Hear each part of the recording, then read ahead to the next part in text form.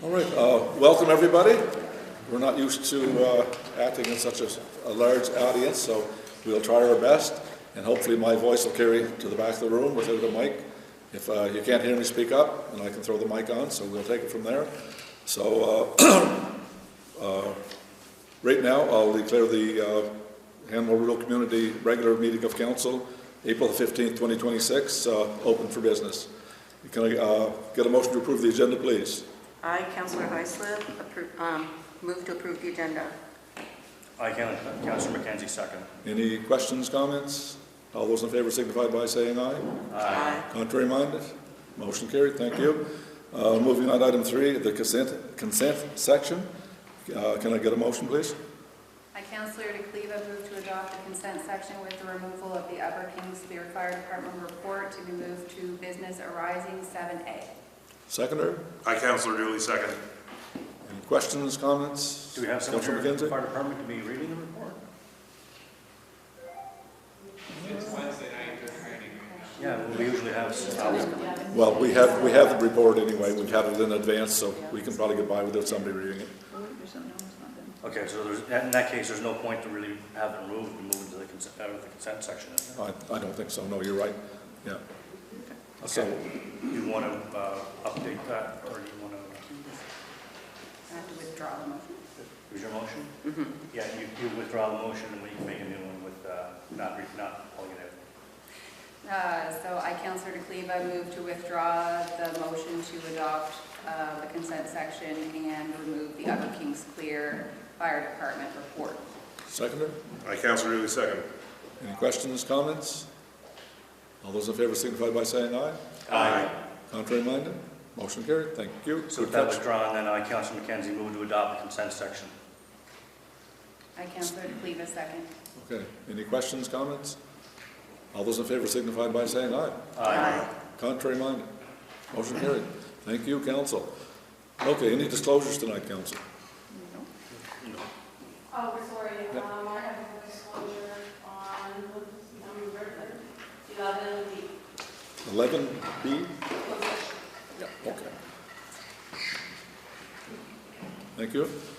Okay, item 5, public input. We have nobody called the clerk today to arrange any public input, so we don't have any public input tonight. So we're going to move right on to item 6, which I believe most people are here to listen to tonight, is the presentation of the Capital Region Service Commission. And I'm going to turn that over to Jamie Burke of Stantec. What he's going to do, he's going to make a presentation, then he's going to open up the floor for questions. So if anybody has any questions or comments, that would be the time to ask any questions.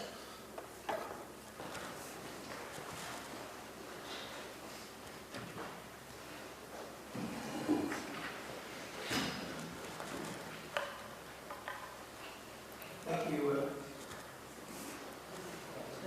I think it was working.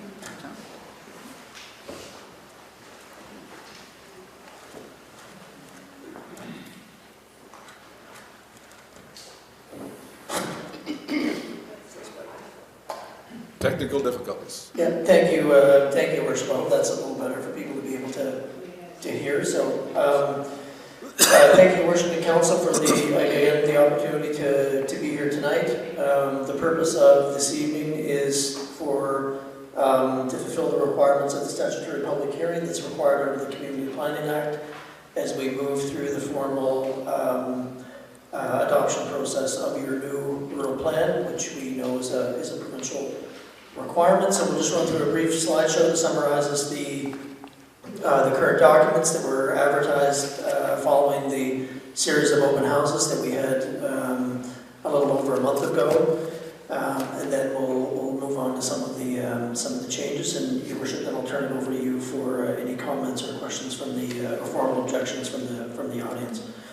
So what you see on the screen here is just a map, so you can see the Kingsclear in yellow and the former Hanwell boundary in purple, and the new outline of the rural community is shown in the black line. So I guess why we have to consolidate the plan. What currently exists are two separate planning documents. There's one that's in existence from the former municipality of Kingsclear, which is a rural planning regulation, a similar type of planning instrument. And then there's the 2016 Hanwell rural plan bylaw. So the province has created an expectation that these municipal documents will be consolidated into one new planning tool that will regulate all of the land within the new community boundaries. So to boil it down in a nutshell, we've taken the Kingsclear plan and we've taken the Hanwell plan and we've merged those together into one new document, which is what the province's expectations are. So aside from the provincial requirement to do that, trying to manage two documents creates some inconsistent zoning and development standards, because we know former communities had different documents which regulated land in their communities because they were different municipalities. So now where everybody's under one roof and one new municipal legal entity, there's not just an expectation, but for consistency purposes, there's needed to consolidate them, so we now have consistent zoning and development standards across the entire new municipality. The intent is to remove uncertainty for landowners and future investment opportunities for business owners, so that they can do that with confidence. So overall, the new consolidated plan will unify land use policies and zoning and development standards across the entire region into one new modern framework. There is a requirement in provincial legislation that requires new planning documents such as these to be aligned with the province's statements of public interest.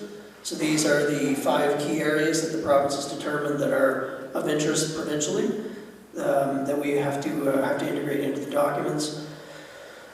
We tried to streamline the application review and decision-making and enforcement process, so that the rules are clear, that the additional hurdles or approvals are built into the document that prevents somebody to have to go through an extra step. We often hear that people are looking for reduced red tape, so we take that into consideration when we start the drafting process.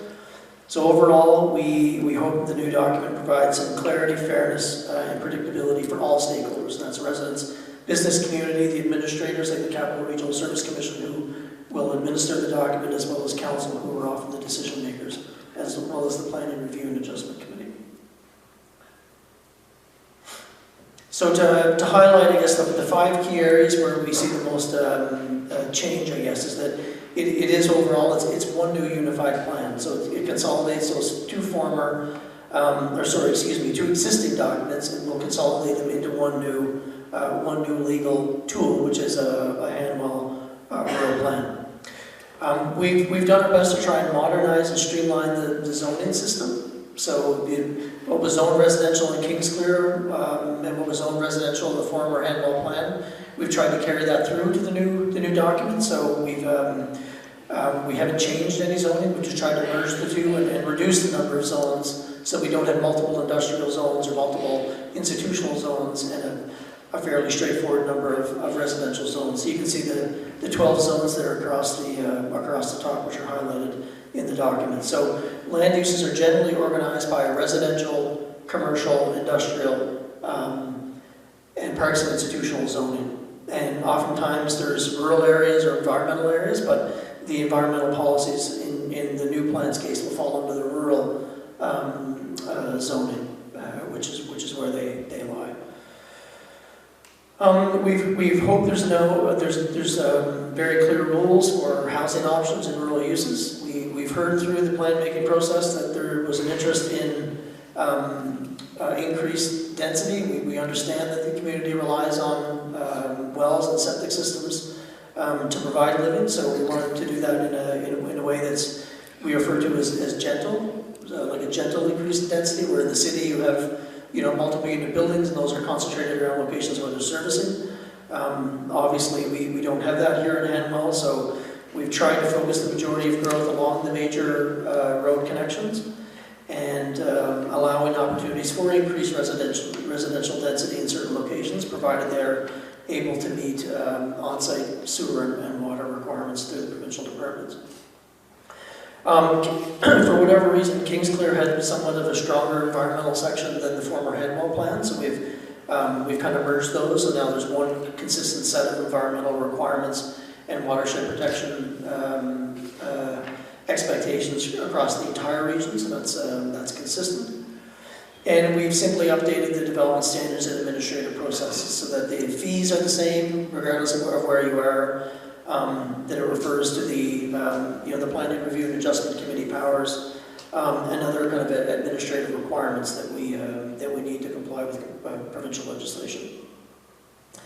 So I talked about the 12 zones. This is usually what most people are interested in, is what does the zoning map look like, and this is it on the screen. So they are typically a bit of a quilt or a patchwork of development, because that represents the existing fabric that you have in the communities, particularly along major roads where you can very easily have a residential use next to a business that's next to an institutional type use, like a school or some other civic type of land use. So the different colors obviously represent the different zones. So you can see we've listed these according to the residential zones at the top. So single unit rural, rural residential, and rural, and then a mini home park zone. And then we move into the commercial zones, which is a community commercial mix, and the community kennel zone, of which there's only one property in Hanwell, which was subject to a rezoning many years ago, and we just carried that through from the old plan to the new. And then there's a highway commercial mix zone, which is really the area that's concentrated a lot around the highway interchange. We have one institutional type zone, which is parks and institutional, that allows typically your civic uses. And then we have one industrial zone, which really focuses on existing land uses and land, of course, around the industrial park. We have two industrial zones. The other is a resource extraction zone, where we allow pits and quarries, and they're identified on the zoning map.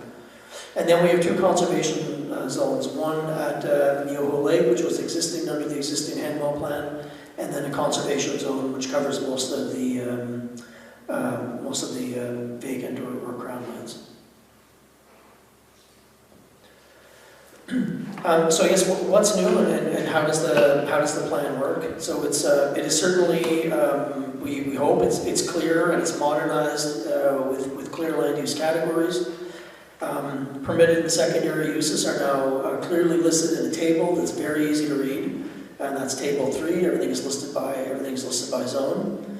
And because we know we have an aging population, and we often hear that people want to age in place, we basically allowed secondary and garden suites permitted throughout the communities. That's when somebody wants to either convert a room in an existing house, or potentially a basement apartment, or build a detached secondary structure to maybe allow a family individual to move home, or maybe it's to care for an existing family member.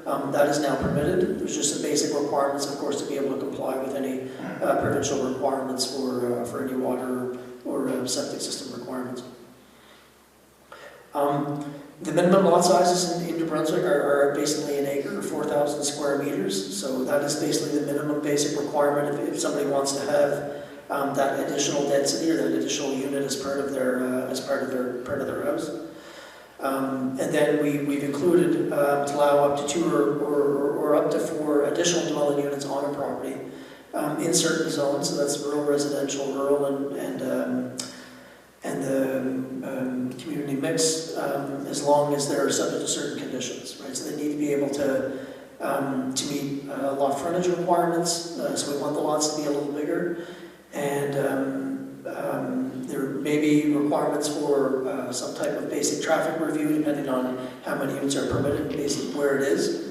For example, if it's on a bend or a curve, there may be a need to look at stopping site distances for driveways. And then lastly, servicing, right, which is the most important. We want to make sure we understand that the community relies on private wells, and we want to make sure that that's evaluated very carefully to ensure that the water supply is managed appropriately. We've had a lot of comments along the way about rural and agricultural uses as secondary uses. So we know a lot of people are interested in cultivating their own food on their properties.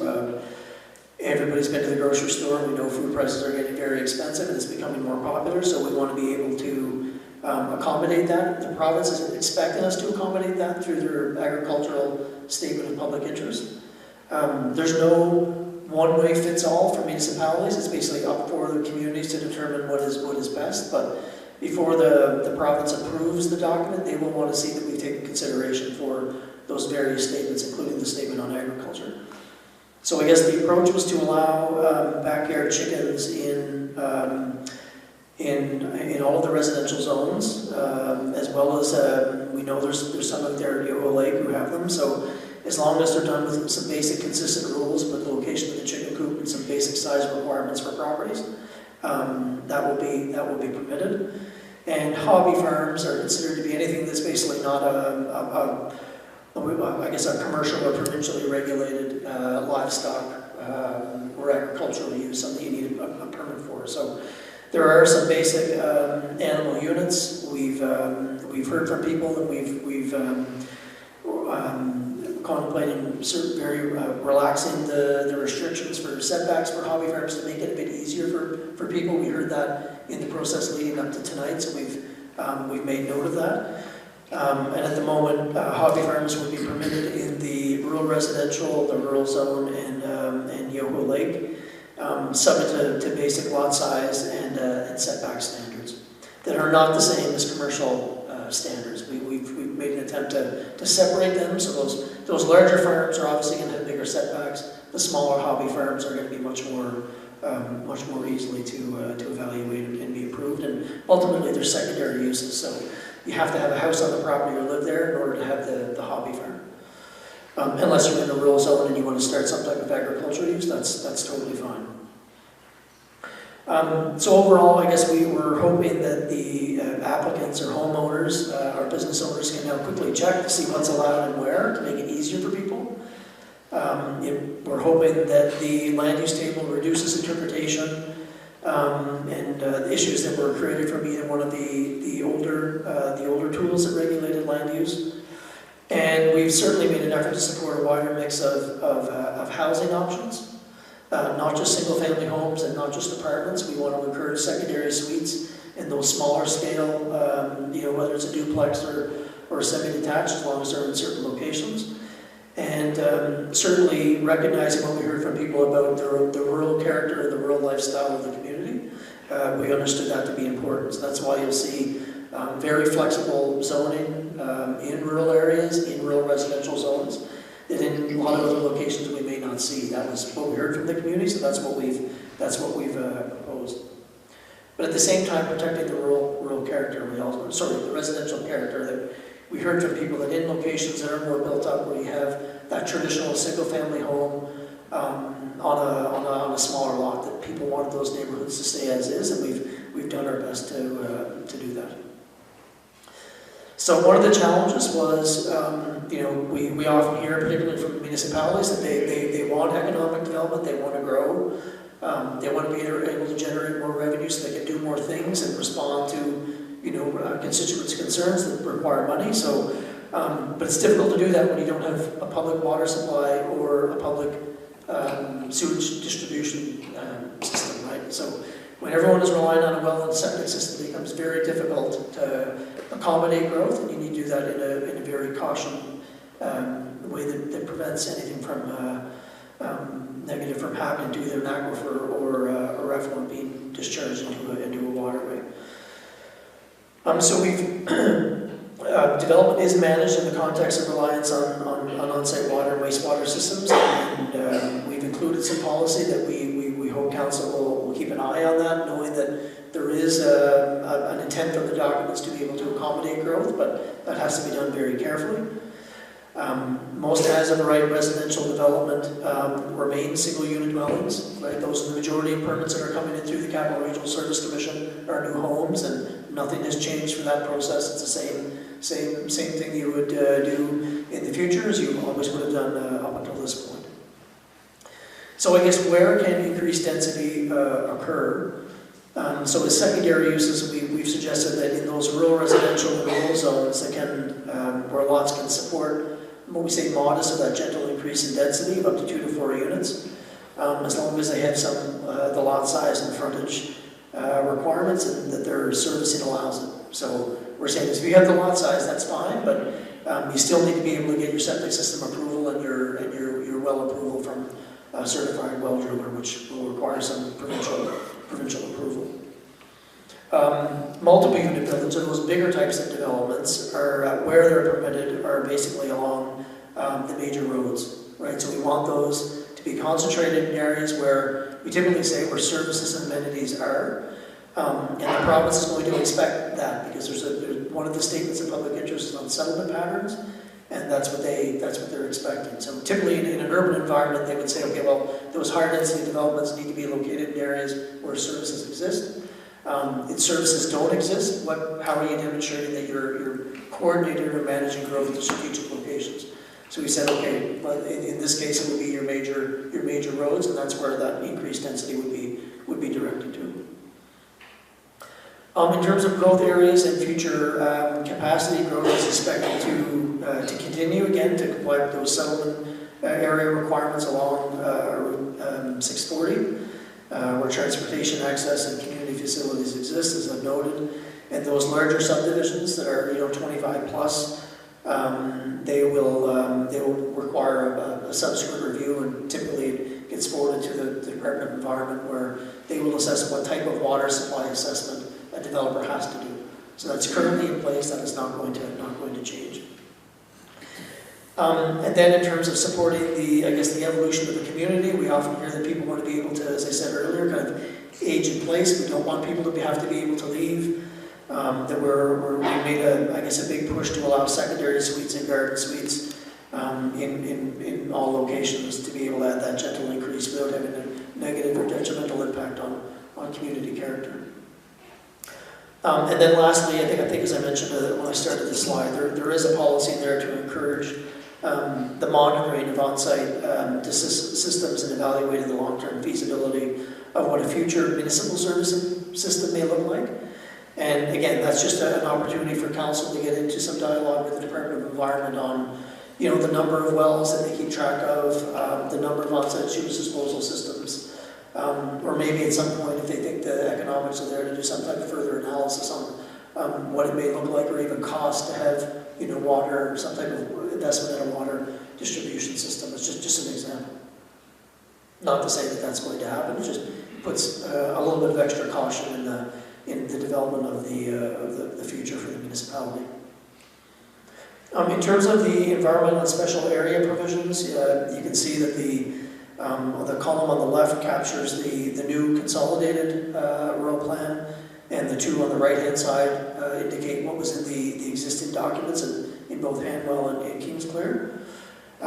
So in the new document, the conservation zone, the resource extraction zones, relate the explicit watercourse and protection requirements. And some of that is a bit of a carryover from the two documents. And some of that is responding to some of the comments that we got back from the Department of Environment, where we were originally proposing a minimum 15-meter setback from watercourses, and that's been corrected to 30, which is the provincial requirement. So they indicated that the minimum is 30. People can apply for a WAWA permit and get potentially closer than that, but there's a process they need to go through. But they're expecting us to maintain that in harmony with provincial legislation. There are livestock setbacks for those commercial agricultural uses to be 100 meters from any watercourse or well. So that's to prevent any type of contamination from happening. And 50 to 75 meters, 50 meters from a pit or 75 meters from a quarry to comply again with provincial requirements.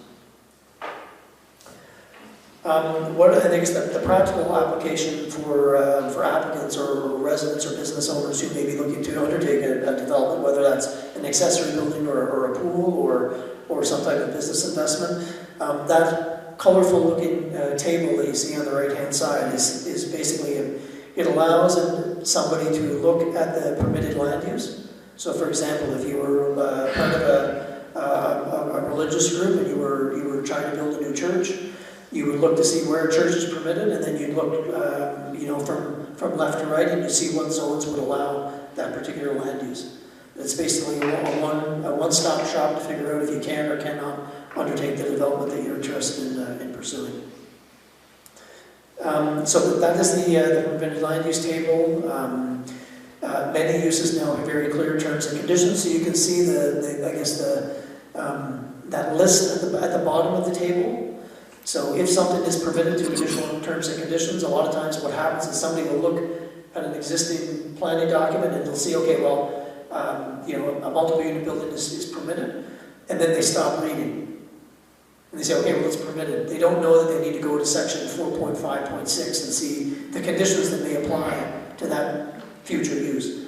So we tried to take the guesswork out and make it easier, so that if you go read across and you say, okay, a multiple unit building is permitted, but it has this number 3 above it, you just go down to correspond and you see what section of the bylaw actually applies.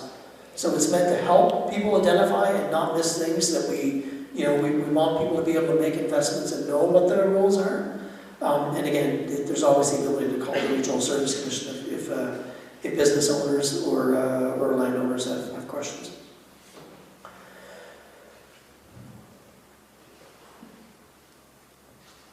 I guess some of and we talked a little bit at the onset about kind of the administrative requirements, and I'll touch briefly on amendments and why that's important. But the fees between, when somebody applies to have property rezoned, the fees were different between the two communities, so we've standardized those to be $1,500, which is very consistent across the province, and we've done just basically a brief update and refreshment on the legislative powers of the acronym PRAC, which is the Planning, Review, and Adjustment Committee.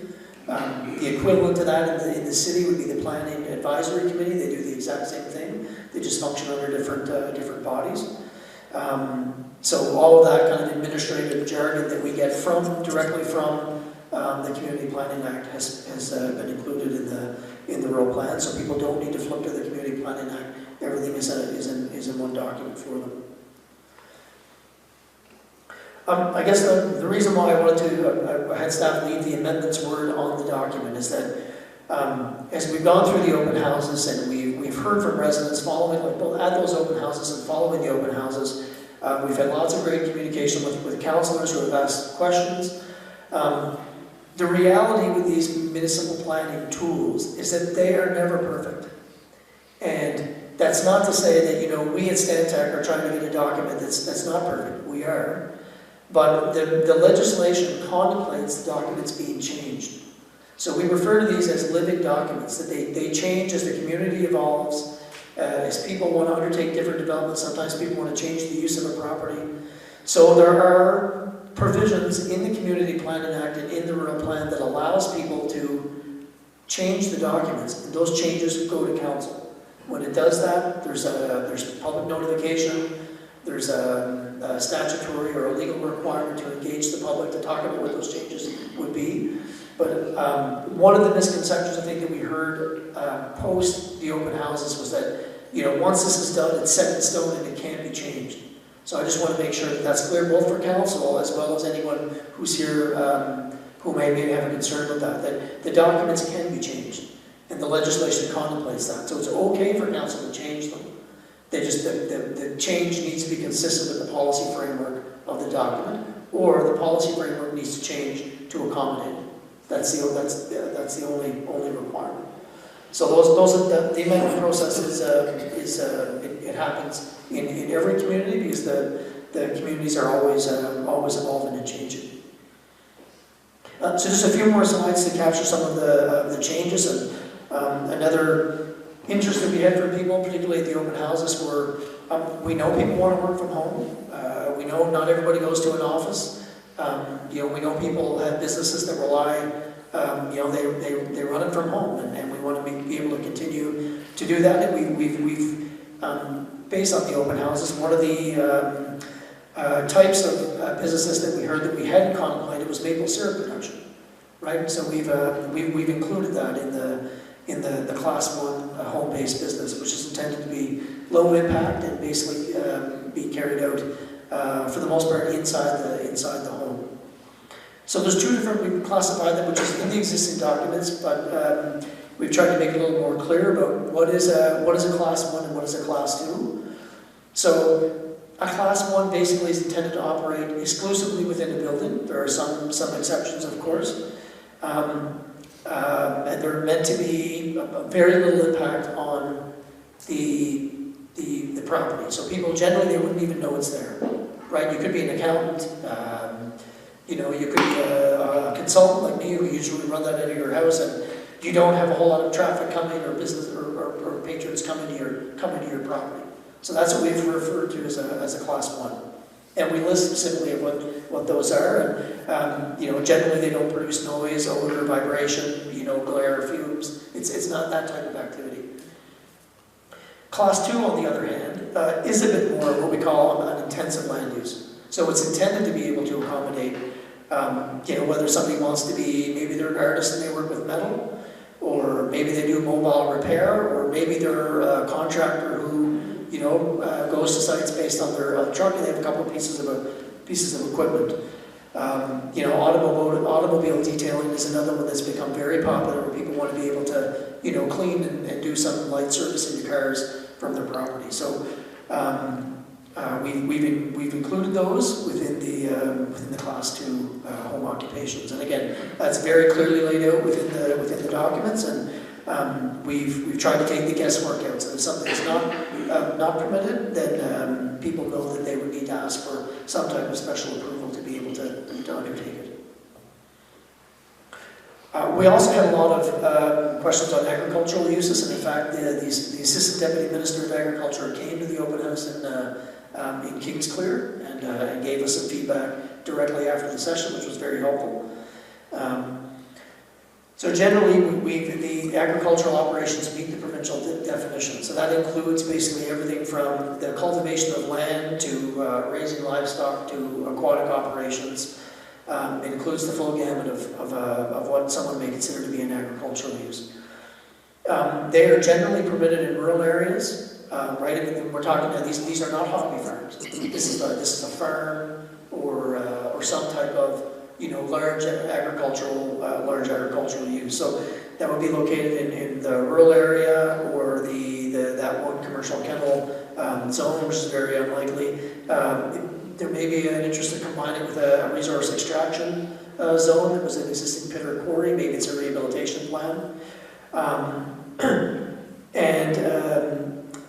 In the rural residential zone, general agricultural is not permitted. Again, these are residential lots, but again, hobby farms are, right? So that we want, if you have a house on the property and you're still considered to be a residential zone, we want to provide the opportunity for people to cultivate their own food.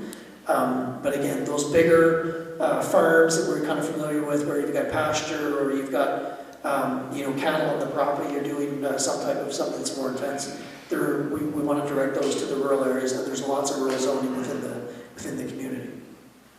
Hobby farms, on the other hand, are permitted in the rural residential zone as well as the rural zone. So you do have a house and you just want to have a small farm to raise some food, that's totally fine.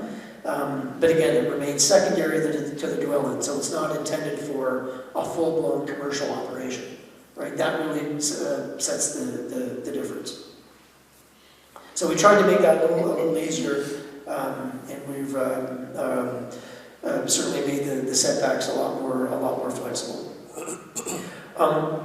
When we do these types of reviews, we have to send the documents to the province. We call it what they call a provincial circulation requirement. So they give us a list of departments that we need to send the documents to, and we've done that. We don't necessarily hear back from all of them, but in some cases we hear back from some. And you can see this is the list that we've received who did respond to us with comments. You know, the EIA branch basically said we okay, but a particular project will trigger the EIA. It's nothing in the plan that will do that. We heard from the Air and Water Sciences section. We heard from the provincial and community planning branch, reminding us of the statements of public interest. We heard back from the authorizations branch. We got some helpful comments back from the Department of Transportation and Infrastructure we typically don't hear from. So we've included some language that you know, speaks to their roads. We heard from the Watercourse and Wetland Alteration Branch, or WAWA, where you get that permit to be undertake development next to a water course, which resulted in some changes. And certainly the most comments we received were from the Department of Agriculture. That's becoming very common, and that's because of the statement of public interest on agriculture. So in the draft document that you see online now, there are reciprocal setbacks, which they're mandating from, if you're building a new house, you need to be so far away from the farm so that, we typically hear that story of the farm has been there for years and then the house moves in and then the people are complaining about the smell of the manure. And the Department of Agriculture wants to protect those existing farms so that we don't get those encroachments too close where we cause those land use conflicts. So, while we say a new farm needs to be so far away from a house, well, the same applies for a new house to be so far away from a farm. They get very specific. They want exemptions for agricultural buildings, the height requirements for barns and silos, barbed wire fencing or some type of chain link fencing around agricultural operations, which we would typically see in a pasture, but sometimes we don't think that that's a land use planning issue, so they want us to be clear on those things. So by far the most comments that we got back were from the Department of Agriculture, and they've seen the revised draft and they're very happy with the changes that were made. And we got some basic comments back from the Department of Natural Resources regarding we had some wording in the municipal plan about Yoho Lake being stocked, and they said that that's no longer the case. And they wanted to ensure that we were protecting ATV and snowmobile trails, which was a great comment. And we've included some language to ensure that there's dialogue and evaluation of that as part of any development or subdivision process. So all in all, we got some great comments back, which I think make the documents better overall. The other statutory requirement that's required is that before council can adopt a new rural plan or an amendment to a rural plan, they need to ask the Planning Review and Adjustment Committee for what the legislation refers to as their written views or their recommendation or advice. So that's been done. So the Planning Review and Adjustment Committee recommended to Hanwell Council that they adopt the rural plan. And they did that unanimously.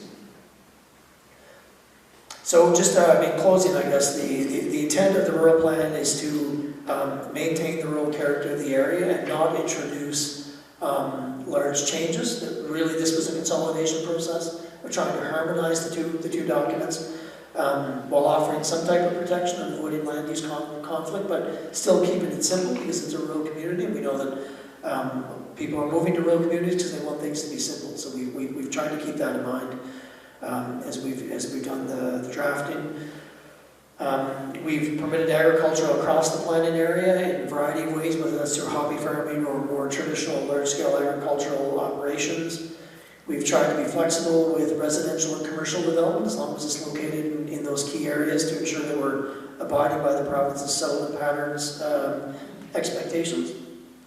And then lastly, recognizing the communities are aging and still wanting to be able to provide some additional forms of housing in the community, regardless of whether it's fully municipal service or not.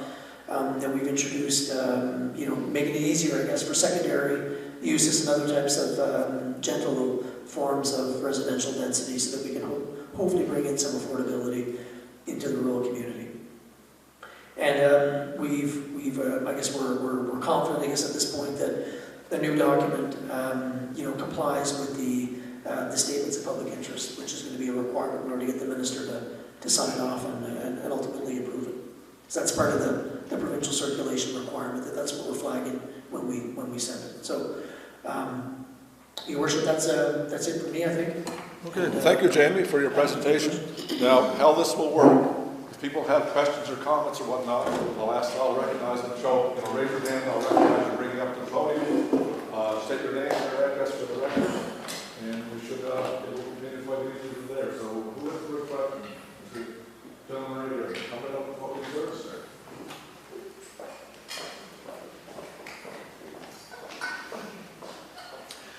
Hi, I'm Cody Howell. I am the president of Howell Ventures Limited, or Sugar Can Controls, out on 102. From the beginning, you said that one of the goals of this was to create peace of mind to residents business owners. I understand that, I'm sympathetic to the process, but one of the major concerns that I have is that I didn't see anything in here about grandfathering clauses or anything like that. I have a business that employs 75 people. It's probably one of the highest employing businesses in our community.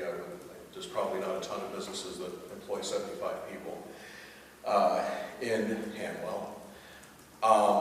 I employ a lot of residents of this community, and I bring a lot of revenue to this community. About 0% of my sales are from Hanwell or even the Fredericton area.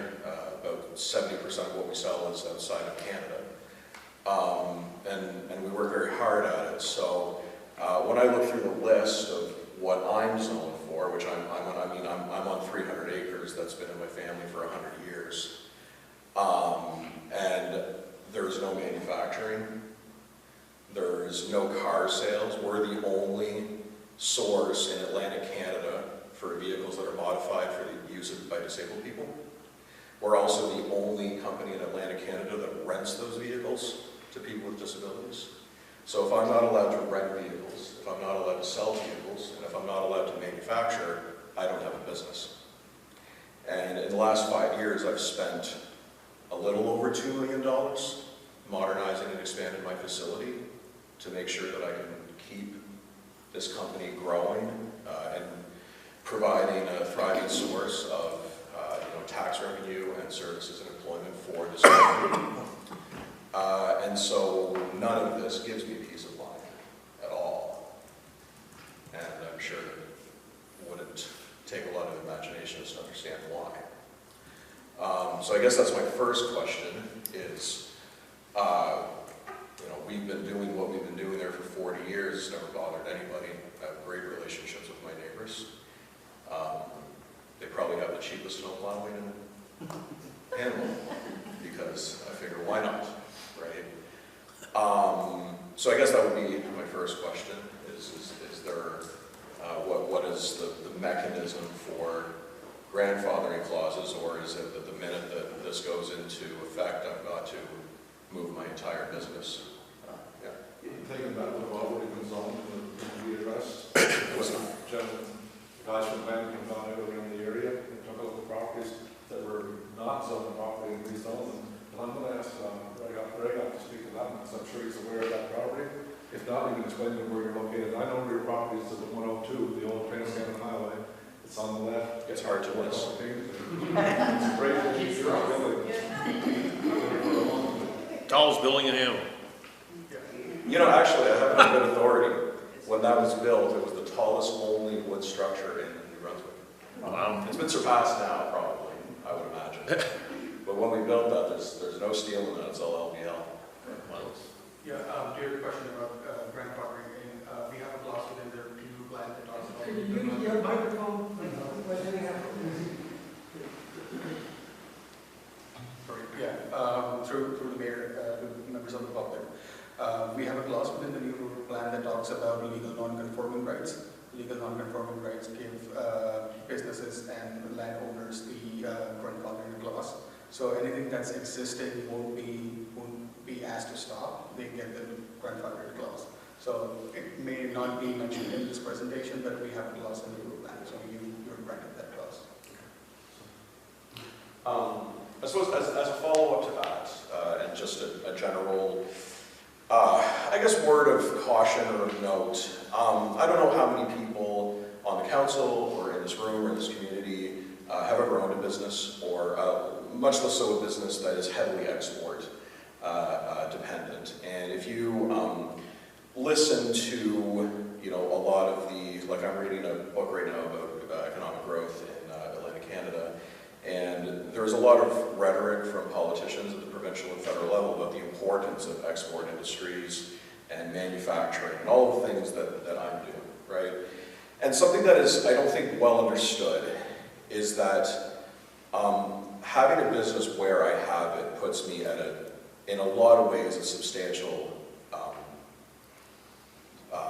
disadvantages, right, as opposed to my competitors.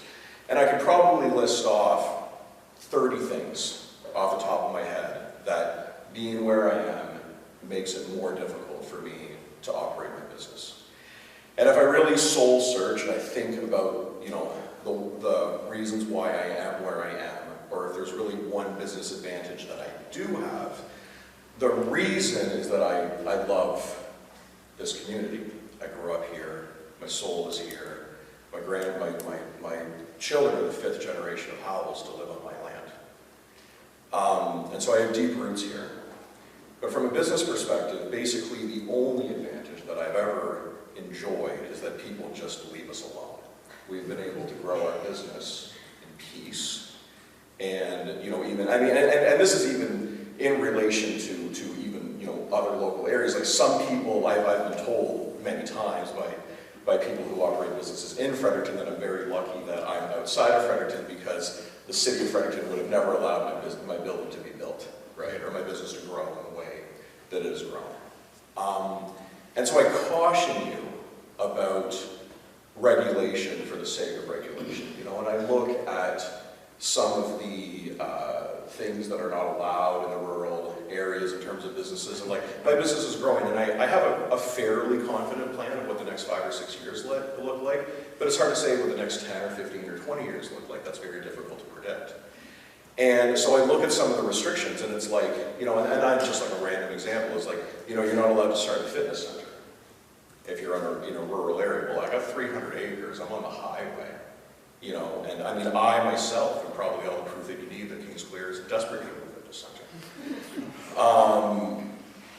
But it's things like that that kind of concern me, that there is a regulation for regulation's sake, you know, that there are, why, if I wanted to start a gym to offer that service to my community, who benefits from that being stopped, right? And so, again, I'm sympathetic to this process. I understand that as communities grow and shift and change, that they grow when they shift and they change, and we're, you know, all along for that ride, and Kings Clear doesn't look the same as it did when my grandfather was here, or my great-grandfather, or where my father was growing up, and I get that, but I caution about the potential side effects of just injecting a bunch of red tape and obstacles for somebody like me who's trying to grow a business in this community, because, and I don't say this lightly, and this isn't a threat, and don't take this the wrong way, but if it becomes too difficult for me to run my business here, I'm not going to move it to the Hannibal Industrial Park.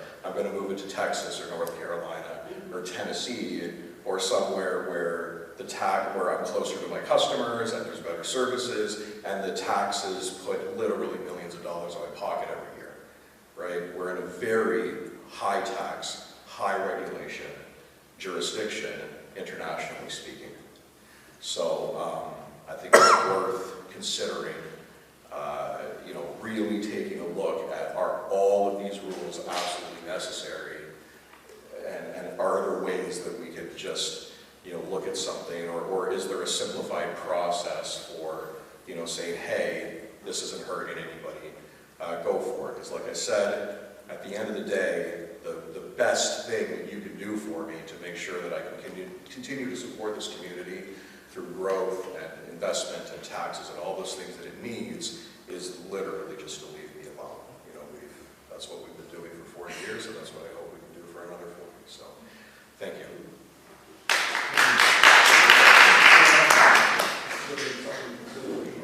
All right, who's next?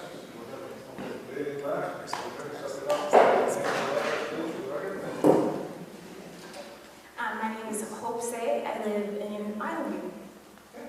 No, not saying.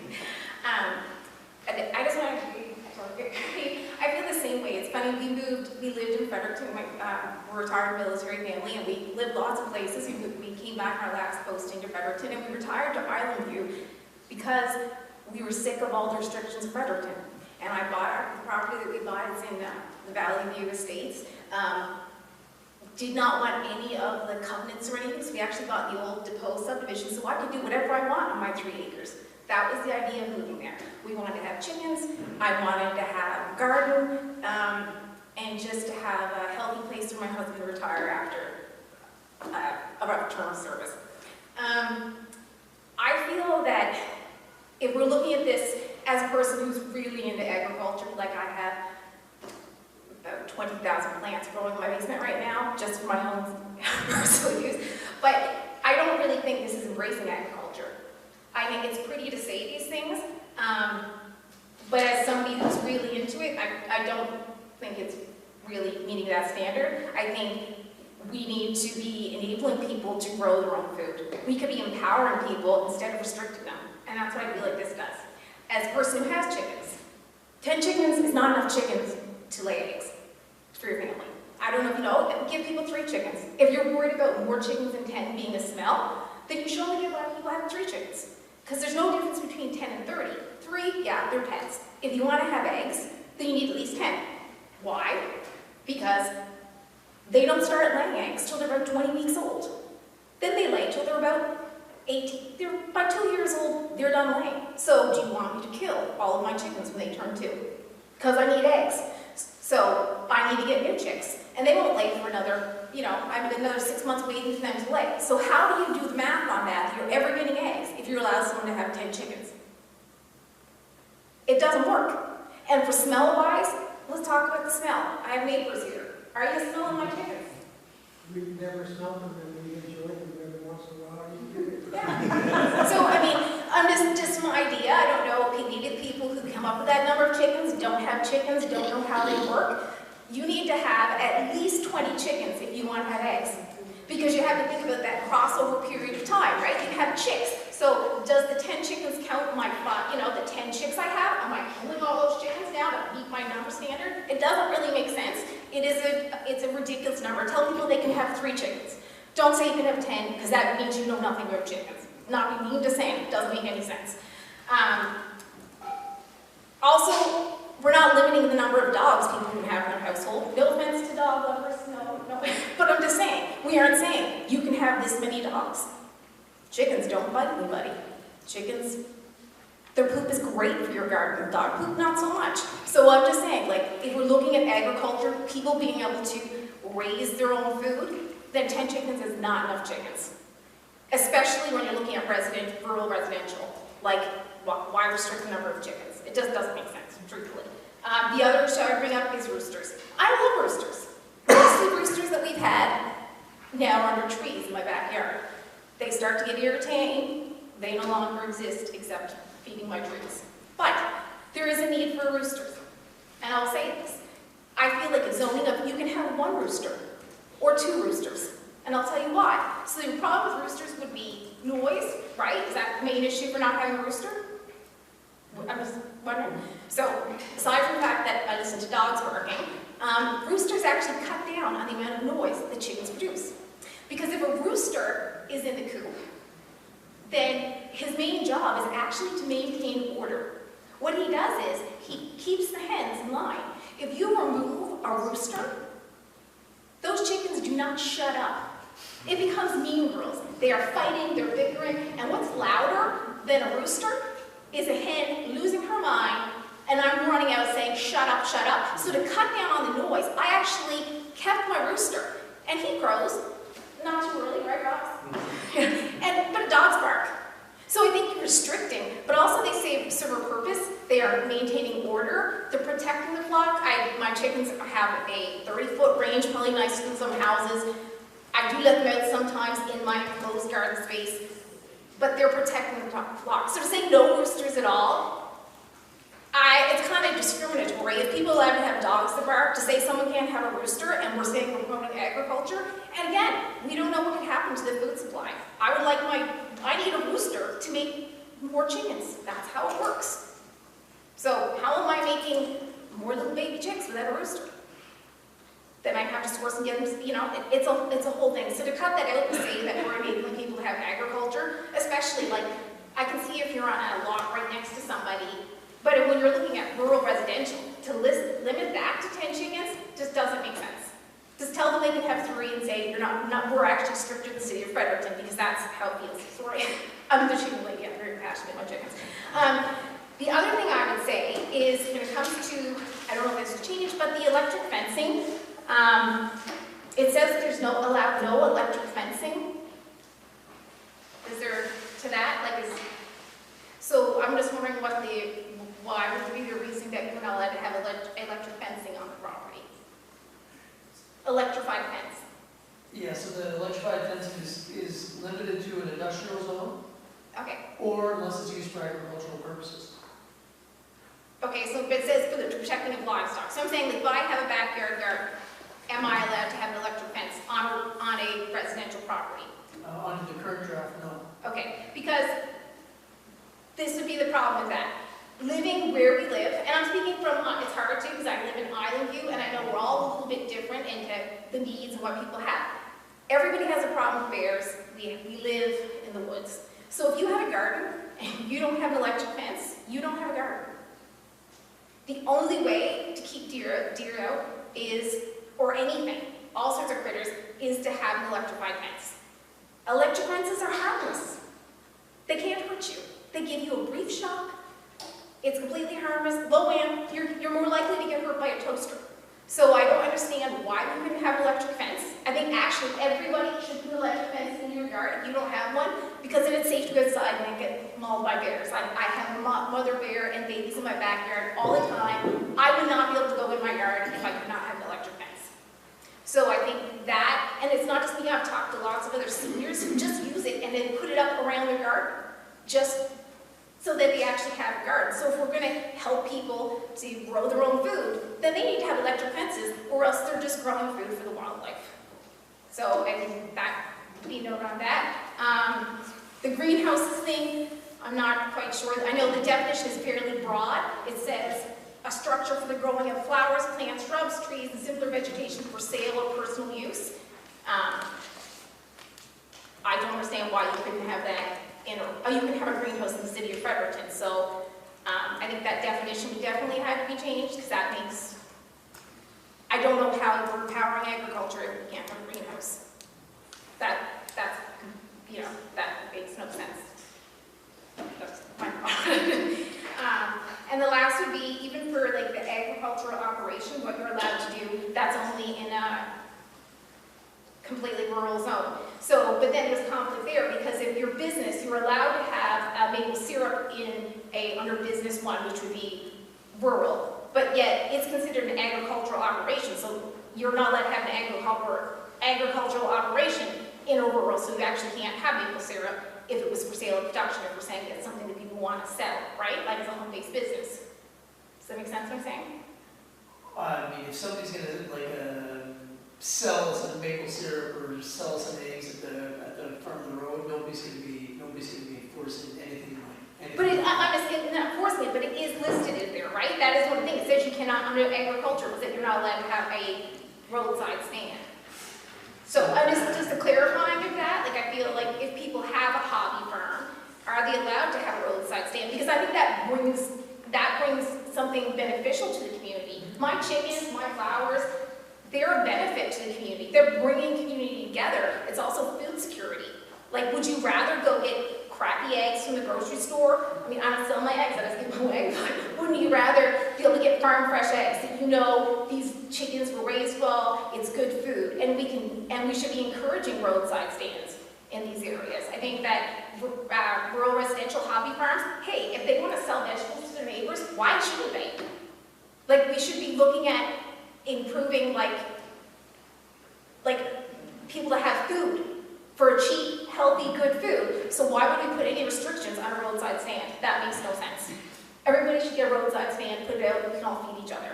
That would be, yeah, I think that's really all I want to say. But I think that we are looking and saying that this is really pro-agriculture. Those were things that were a huge red flag to me, and other people I've talked to in homesteading groups and stuff like that. That those are changes that just, I think, need to be made and looked at, and I don't think this should pass. And I do think we have to be conscious again of that we are different communities, and it's really hard. I know that we're saying that Island View, you're maintaining lots that were residential, but the restrictions on residential lots in Island View are very different than what the restrictions were on residential lots in Hanwell. So suddenly, everybody who lives in Island View is being told they can't do the things that we were free to do when we bought our properties, and what our purpose was for moving there. So, and then I guess the last question I have would be, what about the people, I've talked to multiple people who've put in to ask that their lots be changed to rural residential in my neighborhood, and I'm wondering when we would hear back from that. Like, will that be something that will just be done, or how will the considerations be made so that people know what the lots will be? For the last question. Yeah.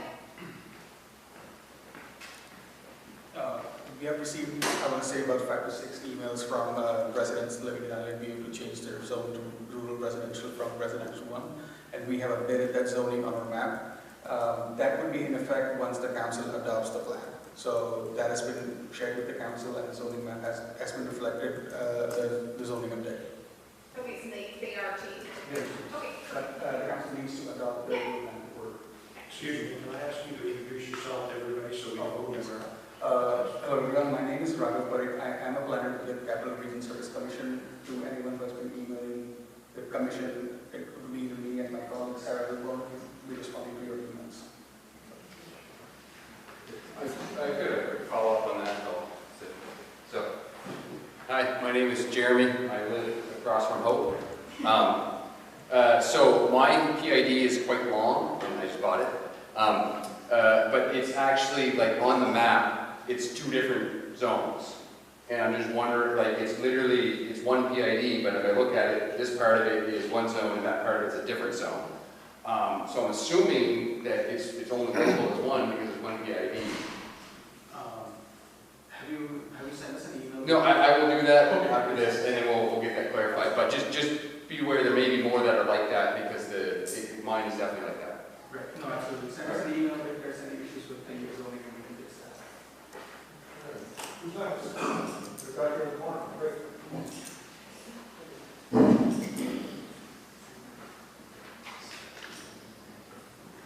Sorry, I'm not dressed for the council meeting, but thank you very much. My name is Anastasia.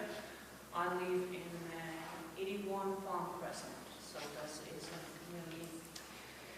Would you mind, Anastasia, just closer to the Can you mic? hear me? Yeah. Public speaking. All right. Sorry. Is it? That's better. Yeah, just take your Okay. So right now is probably Hope Sparkle couple points. I want to second 2 points.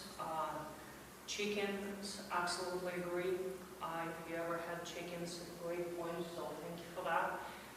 Second point, I just learned about electric fencing.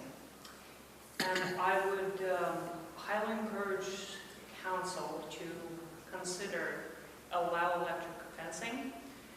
Myself, I'm an amateur beekeeper, but New Brunswick decided that even amateur beekeepers have to be registered with the Department of Agriculture. I think it's a couple of years ago or 3 years ago, I can't remember. So anybody who has even 2 or 3 hives, any bee equipment, you have to be approved by Department of Agriculture.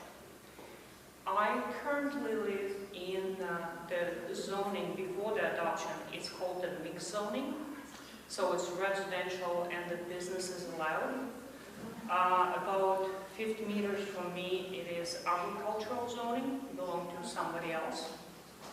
So in the new planning, I understand that beekeeping is going to be either considered under hobby farm or agriculture. And how is it defined?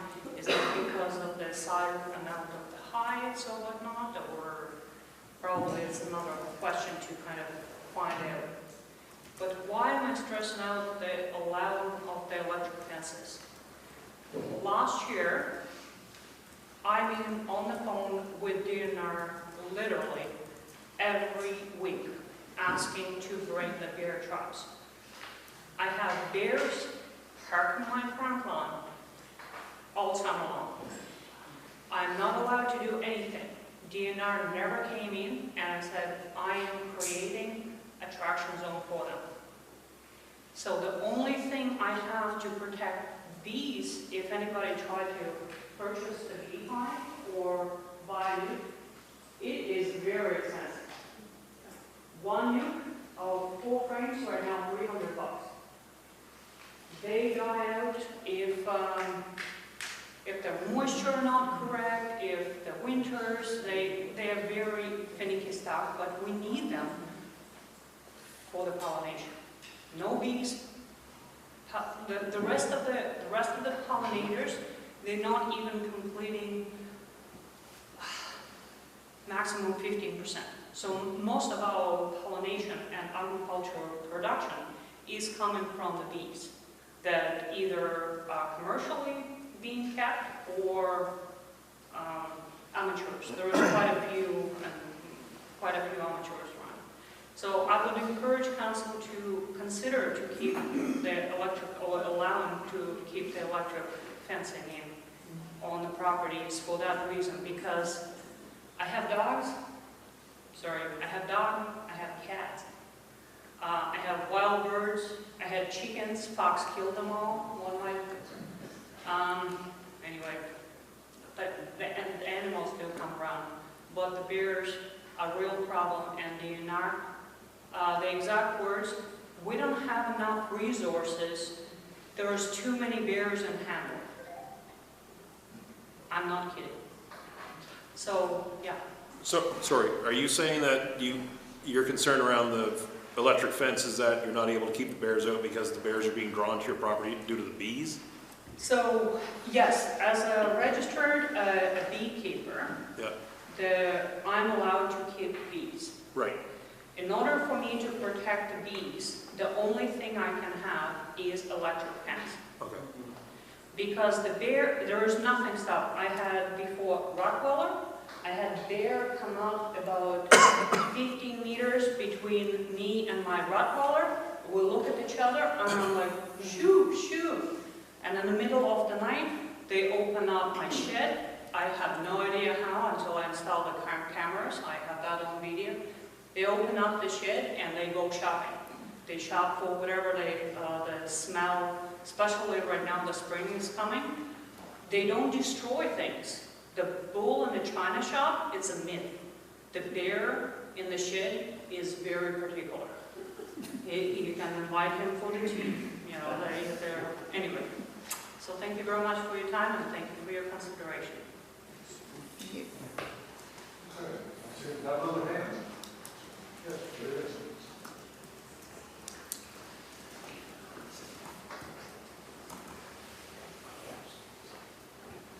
Good evening. My name is Marcel Lagacé. I'm a resident of Birchwood Estates. Obviously, there's a lot of questions going on, and my biggest questions is a lot of the questions that I have not been answered. Nobody seems to know anything that is going on. Just to bring everybody up to speed or whatever, my backyard overlooks the pond. I've been there 27 years. My next door neighbor has been there since the subdivision opened 47 years ago. Mr. Hallow said, just leave us alone. We've never asked for anything. You never hear from us. It's a quiet community. Everybody has a dog, everybody has kids. There's only 2 roads there, 2 streets around that subdivision. It's quiet, it's peaceful.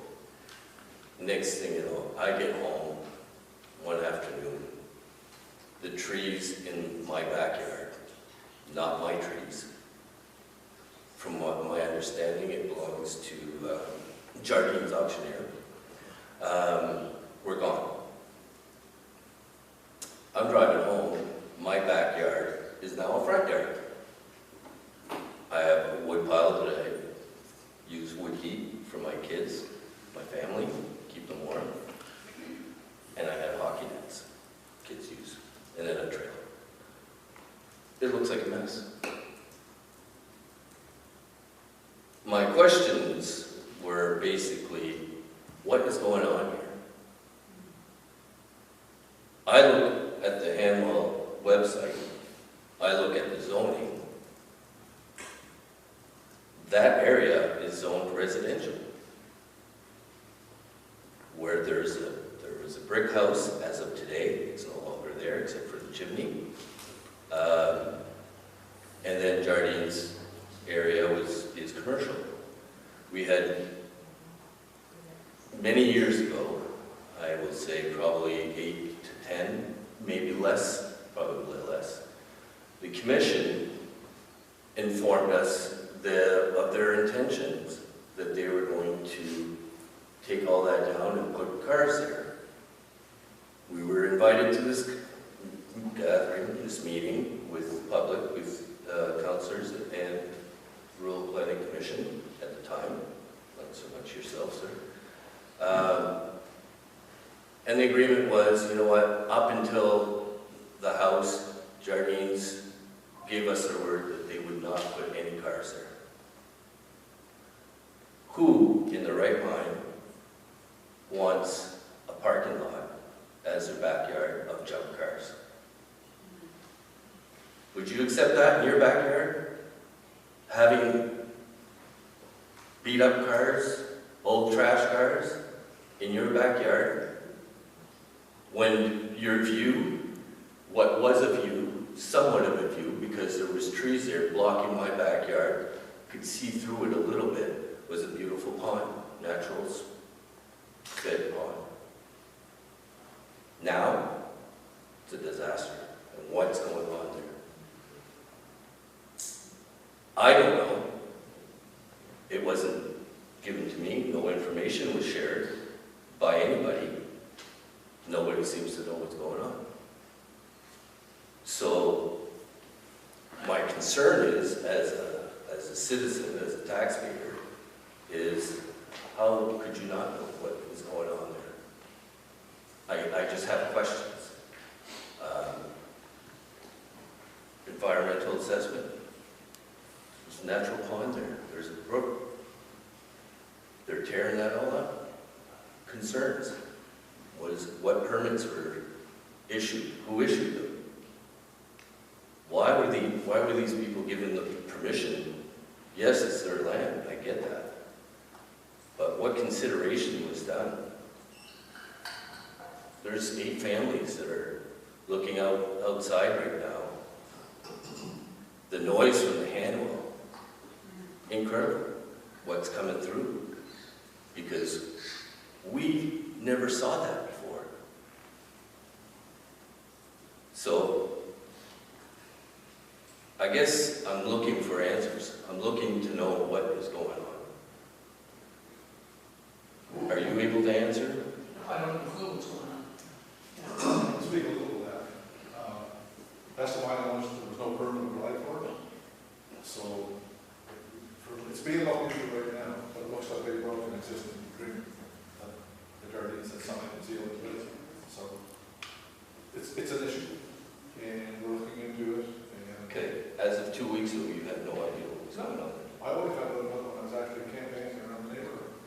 Exactly, you were talking to my neighbor. And I said, wow, you know. So, I went to the Capital Region Service Commission today.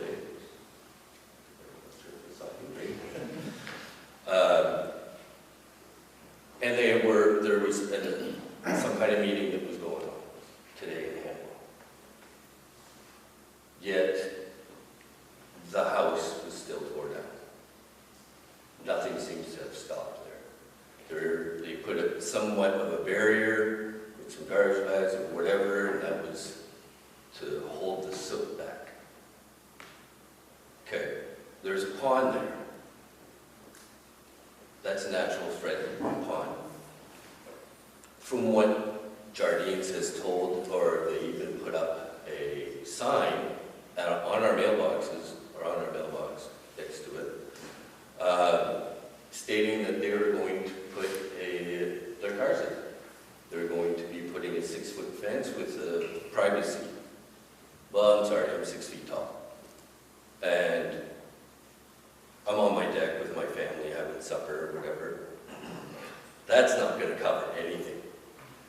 They talk about turning the lights. Well, guess what? The light that they have on right now over their damaged cars that are at the front of the handwell that looks horrible is now flashing into my home. Because I have no cover. Trees are gone. That buffer my neighbor that's here right now was talking to one of the workers who is an employer, or employed by, and asked him, where's this line going? He goes, well, it's gonna stop right here where the garbage, where the last stake is.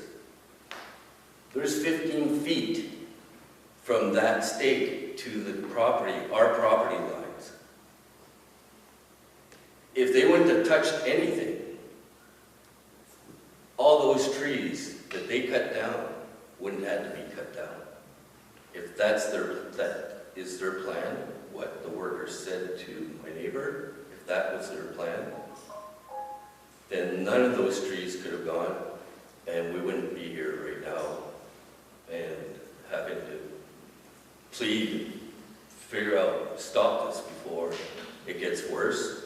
Because, like I said, none of us, anybody here, would want a junkyard in their backyard.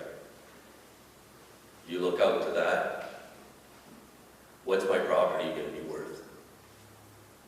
Taxes are going to go up, but am I going to be able to sell my home 2 weeks ago as much as I can sell it today? Not a chance. Not a chance. And I'm paying the same price as everybody else. So.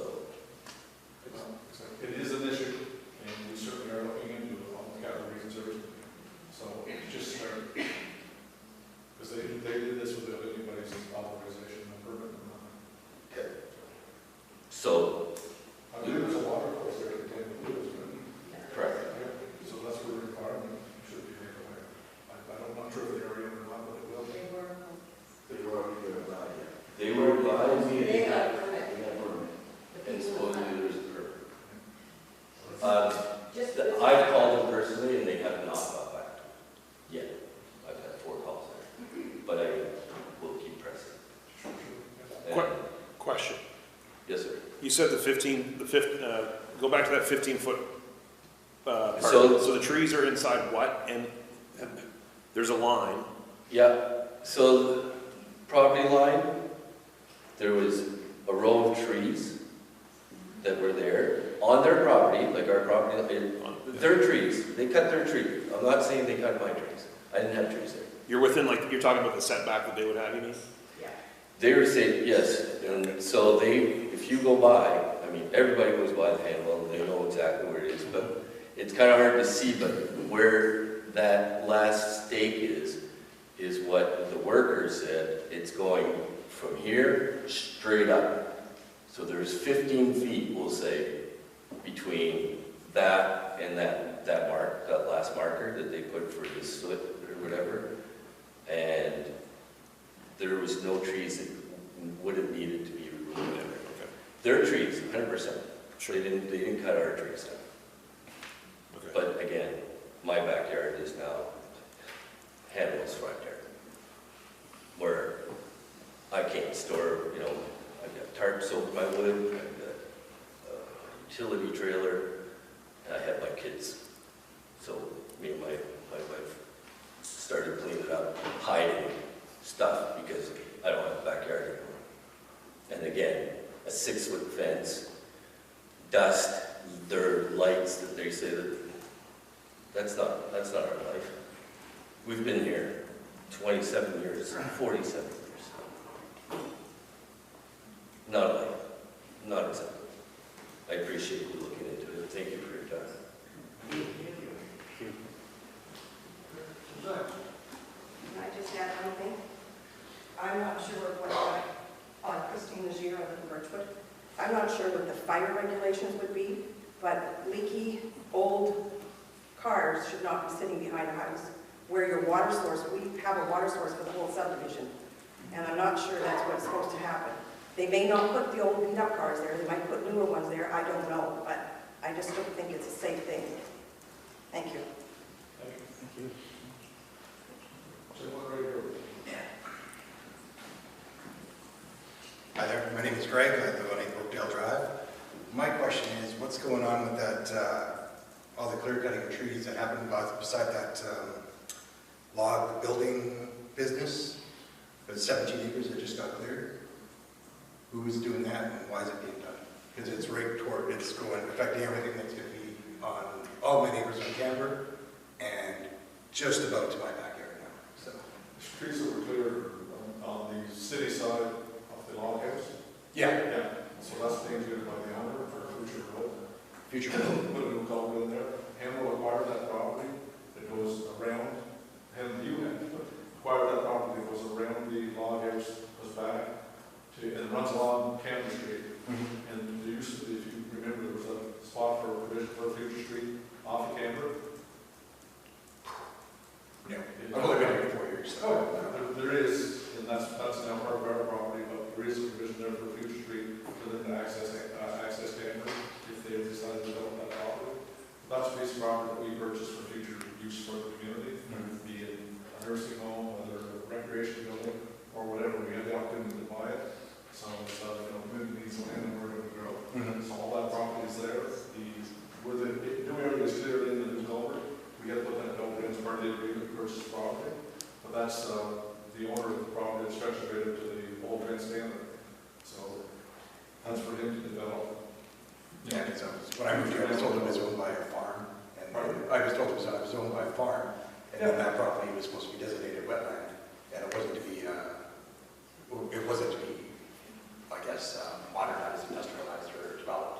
Yeah, the wetlands is further back on our property. And it's kind of just, I don't think it's a recognized wetland, it's just like a wet area you walk through. You walk through it in the fall, the air is dry, you walk through it in the spring, it's wet. It's just a low area. Yeah, and also when I was walking back there too, there's like a designation of where there's a stream that runs through it. And there's like, well, blue marker tape that's been put along with that is, and I'm just wondering if that's going to be part of, if that's considered part of the wetland, and if we're going to be building past that. Because If you go to the GONB site that has up-to-date maps, you'll see where that property that we bought from the current owner is broken out, so that property actually is. So that's something for, let's say, for future development for animal. We have no plans for it right now. We may do something with the road. Okay, thank you. Sorry, can I just add one thing? I just have another question on that. The zoning, am I wrong on that? Zoning for? The zoning that was residential or is residential, that is directly behind my home, it's dubbed residential. Where the old house was? Correct. That was rezoned commercial with. No, rezoned, we were told it was rezoned commercial/residential. I think it was, if I remember correctly, it was zoned commercial. It's pink right now on the map, that would be community, commercial mix. Yeah. On whose website? On the NLNB website, and that, they just produced the updated one from probably today. Okay, was that just updated recently? Because I have the screenshot 2 days ago or whatever, and that's brown. It's residential. Yeah, it would have been updated recently. They've been updating it as. But it was rezoned about, how many years ago? Probably, remember we had that agreement? Yeah, but it was rezoned, we were told the house would stay, there would be a buffer between us, the business would only be in the front, and it would be deemed residential/commercial. And the agreement Like was nothing up until now. Yeah. I believe it was rezoned commercial with provisions in there for like an operator. Yeah. Or a fence. Okay. So right now, we're trying to see what's going to happen. Under review by, Regional Service Commission and the council. okay. So I guess we all know where we stand on that one, right? Well, it's up in the air right now. They didn't apply for any permits to us. I just informed them to apply for a custom law permit or something. There's a law permit from the environment. But again, that's the first. No, it was a business, they split it out. The business that's in front is just bought, they just bought that area. Yeah. And they divided the other stuff up, I don't know how they did it, the house was sold separately. Well, they So sold the business, applies with the, and whatever the environmental rights. They apply for it, and not our needs. Okay, because that's a landscaping place. Yeah, our corridor, something like that. I know they actually bought that. Yeah, they bought that against the property, it's just like the front, Yeah, so they did what they needed to do, they got the right permits, but the others didn't. So that's an issue. Yeah, probably was But the dam was done, like, I don't know how you're gonna fix that. I can't sit over my deck. The neighbors across the street are complaining. You bought your box, it's just like that.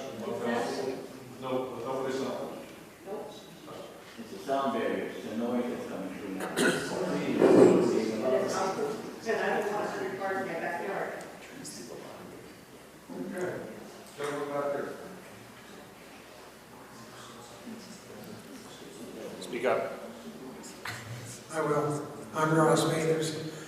I live in Island View next to Hope. Just a little comment, your chickens have never bothered us, and we very enjoy hearing even the rooster once in a while. It's kind of neat. And we do have dogs. There was a lot of complaints about deer. This year the deer got into our cedar hedges. So if you're going to do something, why don't you limit the number of deer? Instead of the number of chickens. Going to something a little more serious than deer right now. Well, do something about it. Put it in the plan. Like it's an academic plan. I'd like to know, and this may not be related to this meeting, but what is happening with the natural resources land up there at the edge of our subdivision, the large amount of water that they've been taking out of the ground, most of it illegal. And we had a report, we had an open house one day, and I've written them a couple times, I had no answers coming back, the consultants, and I don't know where that stands. Does anybody? Supposedly a public meeting coming up between the residents of Island View and DNR. So That's about, what, 3 months now? I'm not sure when it's coming up, but I know there is one planned. Okay. Well, what did they find in their results? Do you know? I mean, they did all kinds of pumping. Yeah, and we're going to run out of water, and then we're going to be sitting here saying, well, come on, I haven't got any water in my well. There you go. Yeah. You know, the other thing is, there's been a lot of issues with this plan that I've heard tonight. And it might be appropriate for the council to consider putting off the approval of this plan so people can get a residential urban zone if they want one for their property. And you might have a new council, since some of you folks are not running again, there will be some new people on it.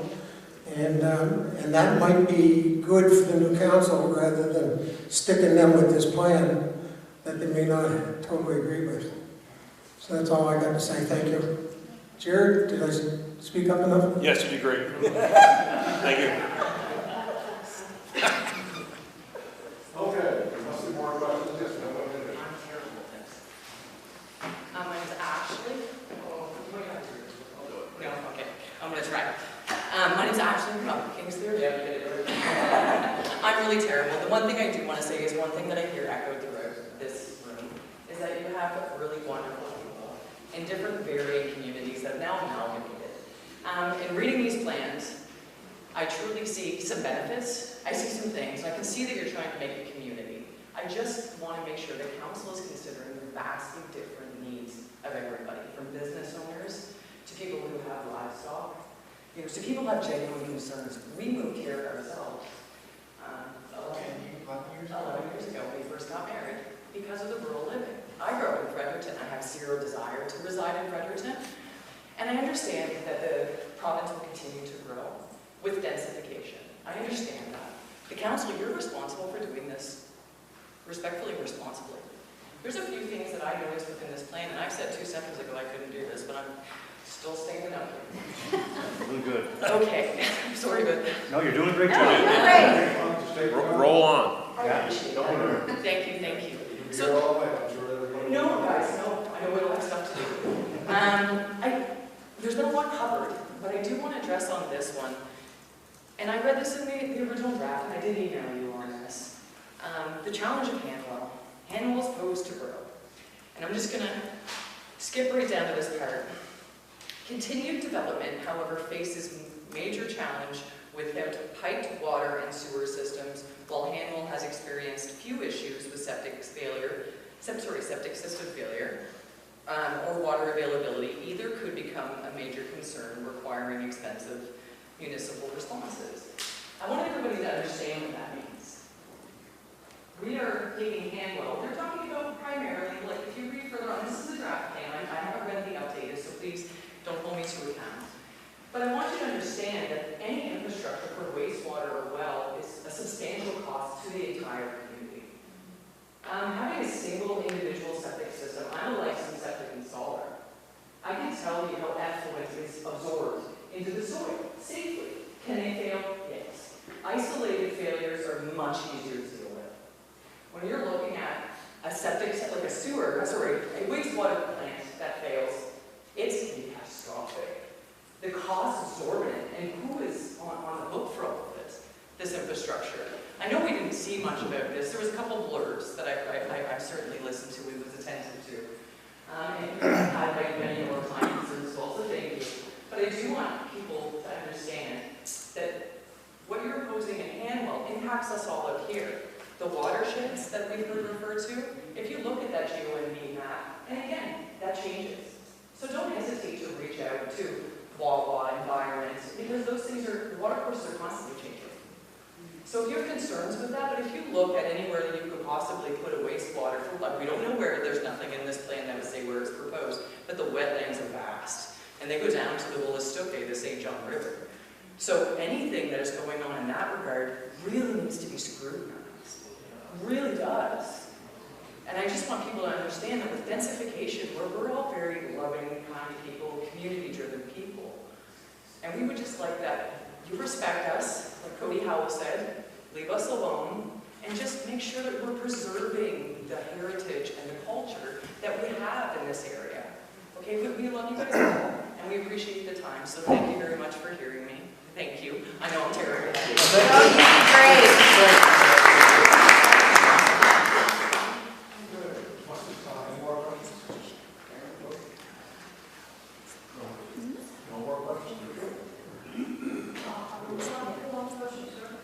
When is this plan scheduled to be adopted by the council? Looking at 2 weeks time or so. We don't know, it's all according to what happens with, what tonight and what the challenges are going to be, so. Stand back and the commission will review everything that's said here tonight, make any adjustments needed, and the plans will be published when we're done. And like, we'll have enough meetings guaranteed to get this right. That's the key right there. This is your plan. It's not Reddington's plan, it's not Maryland's plan, it's, Hamlin's plan, and we want to get it right, so people aren't, living in we want to, again, like she said, maintaining our rural character is paramount to this council. No more questions? Yes, go right ahead. Hello. Usually I'm kind of quiet. Natasha Toder, resident about 108 Green Ave in Hanwell. My only concern was under section 5 of the rural plan, and maybe I wasn't looking at the most up-to-date version, but the definition of a greenhouse, building or structure for vegetation for personal or commercial use, versus what I'm sure was meant by that. So by table 3 in section 7.1 under R1 just says greenhouses. So I think many people are thinking that that implies we're not allowed to have any greenhouses, although I'm sure it's more reference to, Commercial. 7.2.6, so illuminated greenhouses. So I'm just thinking maybe add some kind of definition would be nice, just so there's a limitation. If I want to set up a 6x6 little house for my basil and tomatoes, then I won't feel like it's prohibited. That's immediately what I thought of, like, why would they ban those? But I understand that there's more, but yeah, exactly. And we're looking at commercial greenhouses. I think maybe we've got to get another definition in there for the residential greenhouse. Something to have in that. Yeah, just to differentiate, because I know the neighbors across the road from me, they have a good sized greenhouse, and I'm trying to tell them, I'm sure they don't mean you can't have a greenhouse. But so maybe just defining that would add a bit more clarity. And with the lighting too, like, I mean, there's a lot of things here about light, so if it's a lighted greenhouse, that would fall under that anyway, so I don't see why there would be any classification of greenhouse under, do you know what I mean? Do you think greenhouse would be more based on size?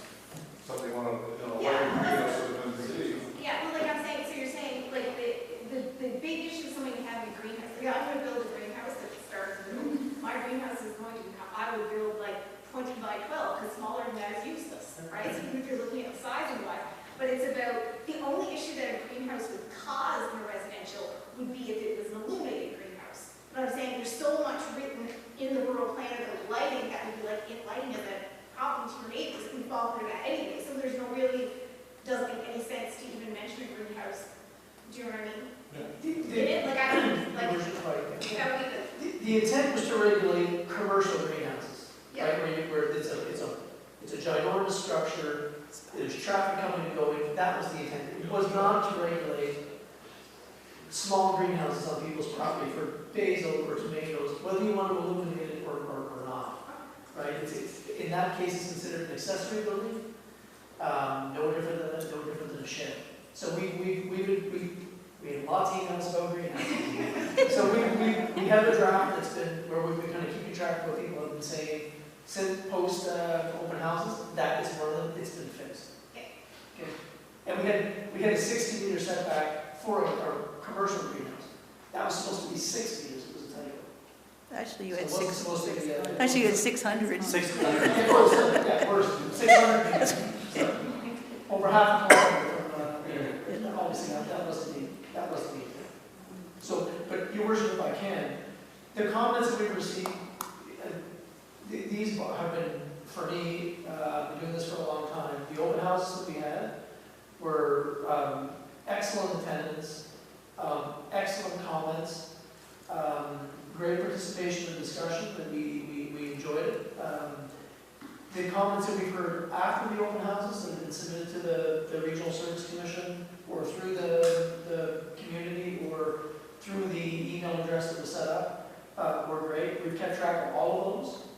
So if you haven't heard from either myself or somebody on our team or Raga, we have been keeping track of all the comments. We've been editing the documents as we've gone along based on the comments and observations that have been made. But the greenhouse situation is sort of. Yeah, just a quick one. My name's Dylan, I live in Upper Kingsclear. I run a small side business, just after hours, weekends and stuff. Sometimes I have leftover materials.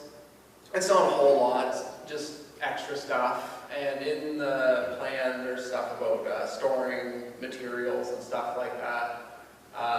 It's not a whole lot, but I won't be able to do that now with that plan. And then there was another part of vehicles. I don't commercially or professionally work on vehicles, but my family likes to leave stuff in my yard for me to fix. I wonder if you could do something about that, or am I allowed to have the vehicles there while I work on them? That's one question. And enforcement. Is that like enforced by fines? Is the RCMP coming to lock me up because I got 2x4s, or what are we doing with that? We do have a bylaw officer, and they do enforce our violence, and they are subject to fines or whatever if they don't obey. Right. Yeah. But I don't think anybody fixing the car in their driveway, or their brother or sister or whatnot. We just don't allow anybody running a commercial establishment, repair shop in the residential area. That's a no-no. If somebody's working on mom's car or on the driveway for an afternoon.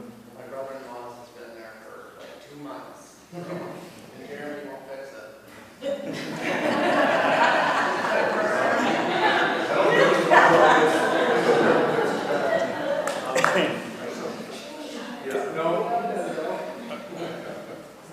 I'm sorry, I don't mean to hog the mic. My first comments were, primarily as a business owner, that's always the first thing that comes to mind. Just one thing as a resident of Kingsclear, lifelong resident of Kingsclear, when I read through all of I was surprised at the depth of the lighting bylaws. Like there was a tremendous amount of section of lighting. And I don't know if I maybe didn't read the whole thing through or anything, but one of the things that surprised me was, given the amount of talk about lighting, is that there was nothing about undue light pollution. And that is something that I'm a little concerned about with, higher densification of the area and stuff. My whole life I've been able to see the Milky Way at night. You know what I mean? And one thing that I've noticed with a lot of new builds, like, and I live on the head con, right? So there's a lot of nice homes, there's a lot of like $1 million builds and stuff like that. And something that's very common with new builds is they just stack these lights on the outside of their homes so that at night when you're driving by, you can see how awesome and rich they all are. But a lot of those lights, you know, I mean, they shine up towards the sky, right? And I'm wondering if there's a way to, given all of the restrictions that there seems to be an appetite to put on light, if we can look at something about like, don't shine gigantic lights straight up into the sky all night for absolutely no reason whatsoever.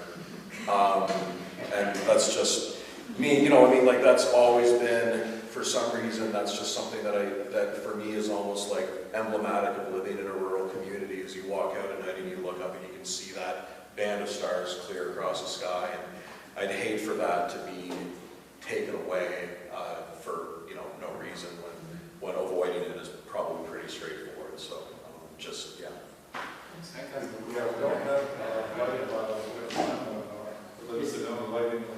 Yeah, yeah.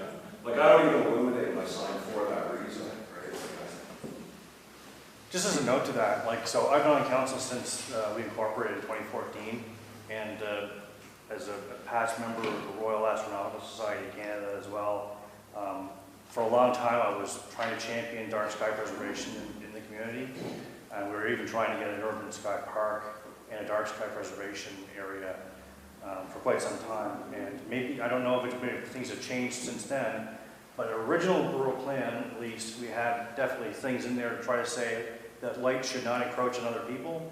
We were told when doing the previous rural plan by the Capital Region Service Commission that a lighting bylaw would basically be unenforceable. And I don't know if things like that have actually changed, if their perception of that has changed at some point, but maybe, I'm not going to be on the next council, but that would be something maybe somebody could bring up with them to see if the Regional Service Commission would be willing to help out with something like that now, if they're considering things have changed a lot in the last 10 to 12 years, that people are paying much more attention to that now, maybe it would be easier to enforce a bylaw for something like that. Well, I'm hoping they're taking notes over there. I see this like this. I think there's, like, I mean, interestingly enough, the number one, this surprised me, I read it not that long ago, the number one growing tourism segment on Earth is astrotourism. Yeah. Because most people in the world live where they can't see the stars, and they're flocking to tourist areas where they can. I believe there is an effort along the Fundy Coast from like Alma up to Hillsborough to get designated like a level 2 astrotourism. It's in progress, yes, right now. I don't know if that's happened yet for this year, but that is in progress. Yeah. And yes, I've been concerned with this for a very long time, and I've tried to deal with it in the past, but there was a lot of reluctance with it. Hopefully it'll change in the future, with whatever the next council or but I do see them taking notes. So that's good. That would be. I didn't need to digress. No, it's important. That would be more on a permit level, which would be through CRSC. Well, if we had a bylaw on it, we could do a bylaw too. Yeah. But something taken account. Any other questions? Well, actually, could I actually ask a question? It was for Ashley. I just wondering, when you're talking about the septic, not septic systems, but like where we have, that we would like to sometime have water and sewer in places, are you thinking, because it is not our intention, because I don't think it would ever in a million years be feasible to actually have in the existing parts of anywhere in Hanwell, either. No, it was within your draft plan. Yes, It was elaborate where you're talking about and how that infrastructure would be built in its location. That would be But see, that's what, this is what I'm wondering, if you were thinking that we are planning on building a municipal Yes, water supply. yes. No, we're not. Yes, no, I do, definitely. Yeah, Just no. based on the verbiage that's in there, I know there was. So this is why I'm wondering if it was a misunderstanding, because Maybe, yes. what it is, we have been talking for sure about the fact that we need to have more density. Yes. But going forward, as we would see it, because it's not feasible. We're too spread out. Everywhere in Hanwell, we're just too spread out to have a municipal water and sewer system in the existing Hanwell. What we wanted to allow for was the fact that at some point in time, a developer would come in who would be interested in especially building seniors housing, multi-unit, more affordable housing, and have their own on-site. Also, it's centralized to the Yes, just to that, yeah. Okay, so that was a misunderstanding. Yeah, that's what I wondered, and that's why I appreciate you clarifying. Thank you for taking this. Yeah, that was the thing, But even if we ever did that, I'm sure we would under the proper environmental. Well, yeah, see, that's the thing, it would all be a new development. All those sort of things. When I saw that and read that, I'm like, how are they getting one over here and we're over there? Well, It yeah, just no. didn't seem feasible for such a rural plan. Correct. Thank you for the clarity, I really do. That was, I was just concerned about that. Pardon? A good example here. Yes, exactly. That one was. Solution to it. Absolutely did it. How else did they deal with that? There was a lot of.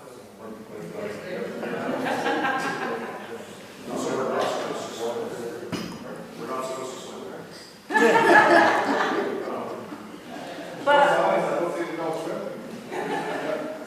But on that note, perhaps we need clarification in the rural plan on that, because if you've taken it that way, other people have taken it that way, so That's we right. definitely Kingston need to. First Nation, actually, I was talking to someone down there, they were like, what do you, like, they read this plan and they asked me, and I was like, no, there's a meeting today. Like, I don't know, I just read the words, I asked the question, and was asked to come here, based on those questions. So, yeah.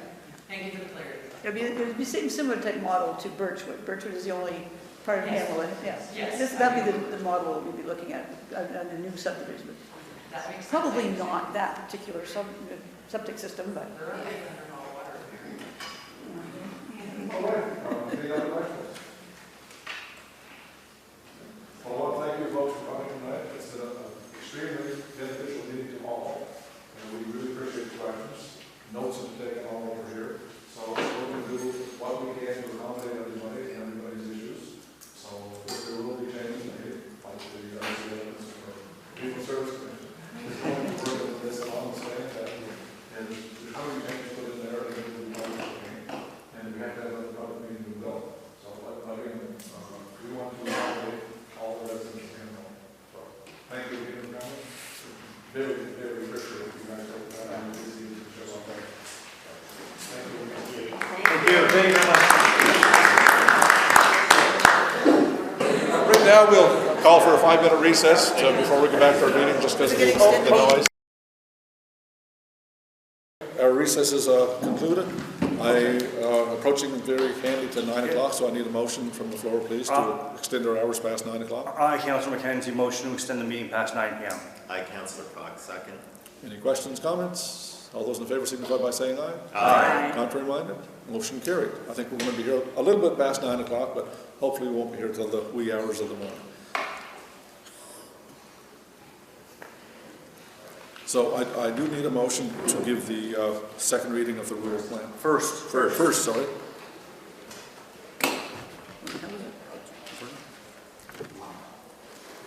I, Councillor McKenzie, move that bylaw 37-2026 Hanwell Rural Community Plan be given its first reading by title. Councillor Dooley will second that. Okay. Any questions, comments? All those in favor signify by saying aye. Aye. Contrary minded? Can I have the plan read? Bylaw 37-2026 Hanwell Rural Community Plan. Okay, moving on to item 7. We already put the fire department report back into the consent section. Item B is the Community Wildlife Resiliency Plan. I'm sure everybody's had an opportunity to read that plan, so can I get a motion, please? I, Councillor Heislip, move to adopt the Community Wildlife Resiliency Plan. Seconder? Wildfire Resiliency Plan. Wildfire. Sorry, it says wildlife. It does, yeah. I was like, wait, no, not. I, Councillor Fox, second. Any questions, comments? All those in favor signify by saying aye. Aye. Contrary minded? Motion carried. Thank you, Council. Moving on to 7C, it's a signalized intersection, Route 640 at Greenview Drive. We've had several items to look at over the time, so I need a motion to authorize and direct the CAO to continue working with Portfolio. I, Deputy Mayor Jonah, move to authorize and direct the CAO to continue working with Portfolio Consulting and DTI and accept the DTI maintenance agreement as presented. Seconder? Councillor DeCleva, second. Questions, comments? All those in favor signify by saying aye. Aye. Those opposed? Motion carried. Thank you, Council. So now we're into 7C. 8A. sorry. Heart and Stroke Door-to-Door Campaign. The Heart and Stroke Foundation wanted us to advise our residents that they will be canvassing from door to door from April until September. Item 9, proclamations. We do not have any. Item 10, upcoming activities, Hanwell Spring Craft Fair, April 18th from 10 p.m. to 3 p.m. at Hanwell Place. B is Hanwell Hammering, May the 1st and 2nd, Hanwell Recreation Park. As a note, the trails will be closed to the public for this event on May 2nd from 8:30 a.m. to 6:30 p.m. The playground will remain open. Item C, Speeding Cheetahs, Mondays from 6 p.m. to 6:45 p.m. starting April 27th. Item D, Hanwell Sports, weekly starting June 15th until August 20th. We are still looking for coaches as well as a wait list of players. If you're interested in helping out, please reach out to the Recreation Department at sports@hanwell.nb.ca. And item E, Hanwell Days is scheduled before June 14th to the June 20th. Just a point of information, I believe that the craft fair is actually from 10 a.m. to 3 p.m. Yes. That's a wild day. Yeah, that would make sense. Good catch, Councillor McKenzie. All right, item 11. We now want to move into closed session, so I need a motion to move into closed session, please. I, Councillor Dooley, move to go into closed session. Seconder? I, Councillor DeCleva, second.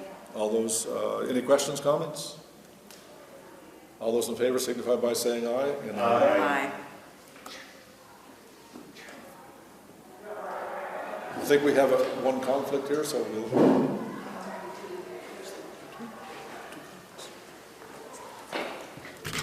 Okay, motion to go to closed session, please.